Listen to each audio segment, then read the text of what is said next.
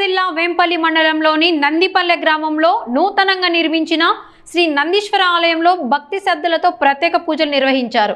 సుమారు 6 కోట్ల వ్యయంతో నిర్మించిన ఈ ఆలయంలో ప్రతిష్టాపించిన నందీశ్వరుని ప్రతిరోజు అభిషేకాలు నిర్వహిస్తున్నామని ఆలయ చైర్మన్ మారం శ్రీకాంత్ రెడ్డి తెలిపారు. ఆలయ అర్చకులు నంద్యాల మురళీ శర్మ నేతృత్వంలో నందీశ్వరుడికి పంచామృత అభిషేకం, రుద్రాభిషేకం, భస్మాభిషేకం, గాంధాభిషేకం నిర్వహించారు. అలాగే విఘ్నేశ్వరుడు, కామాక్షి అమ్మవారికి కూడా ప్రత్యేక పూజలు చేశారు. భక్తులు ఉభయదారులుగా ముందుకు వచ్చి అభిషేకాలలో పాల్గొంటూ తమ భక్తి చాటుకుంటున్నారని కమిటీ సభ్యులు తెలిపారు. సందర్భంగా నవగ్రహ పూజలు కూడా నిర్వహించారు. ప్రతిష్టాచార్యులు సత్యనారాయణ శర్మ మాట్లాడుతూ ఆలయంలో ప్రతిష్ఠించిన శివలింగం నర్మదా బాణలింగం అని తెలిపారు. నర్మదా నదిలో లభించే పవిత్ర శిలలతో తయారైన ఈ లింగాలు అత్యంత విశిష్టమైనవిగా పరిగణించబడతాయని ఆయన వివరించారు. ఓం నమః శివాయ. కడప జిల్లా వేంపల్లి మండలం నందిపల్లె గ్రామంలో నందీశ్వరాలయంలో ప్రతిష్ఠించినటువంటి శివలింగము నర్మదా బాణలింగము అని అంటారు. ఆ నర్మదా నదిలో దొరికేటటువంటి ఈ శివలింగాన్ని తీసుకొని వచ్చి పరమ పవిత్రంగా కాశీ క్షేత్రములో ఆ నర్మదా శివలింగాన్ని తయారు చేయడం జరిగింది. నర్మదా నదిలో దొరికేటటువంటి ప్రతి రాయి ఒక శివలింగమే, చాలా విశేషము. దానికి ఒక పెద్ద చరిత్ర కూడా ఉంది. ఆ నర్మదా నదిలో దొరికేటటువంటి ఈ బాణలింగములు, శివలింగములు పరమ పవిత్రమైనటువంటి శివలింగములు. అటువంటి నర్మదా నది తీరములో ఉన్నటువంటి ఈ బాణలింగాన్ని తెచ్చి ఇక్కడ నందిపల్లెలో ప్రతిష్ఠ చేయడం జరిగింది. ఆ నర్మదా లింగాన్ని దర్శనం చేసినట్లయితే సకల దోషములు, మానసికమైనటువంటి, శారీరకమైనటువంటి, ఆర్థికమైనటువంటి దోషములన్నీ కూడా తొలుగుతాయి. అటువంటి శివలింగ దర్శనమే మహాపుణ్యము అని అంటారు.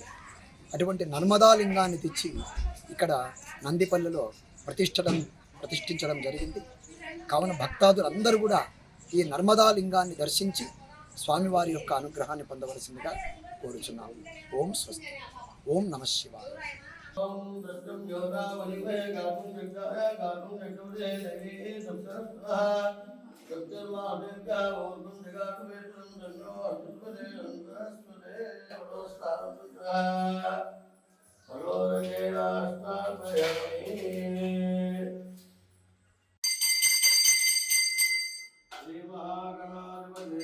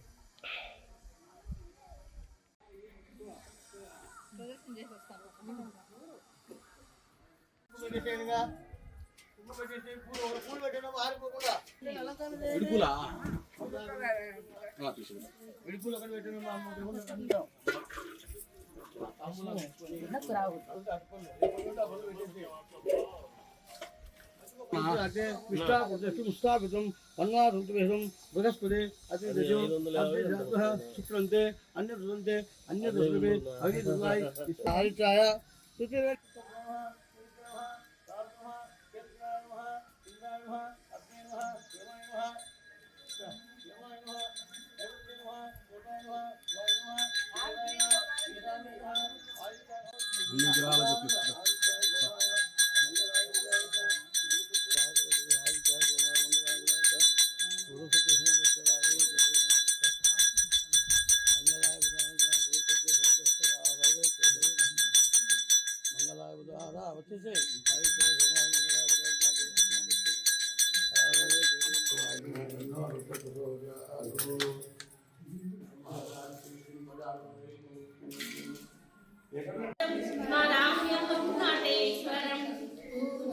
पूजावसान समये दशावक्र यस्य पूजान परं पठति प्रदोषे तस्य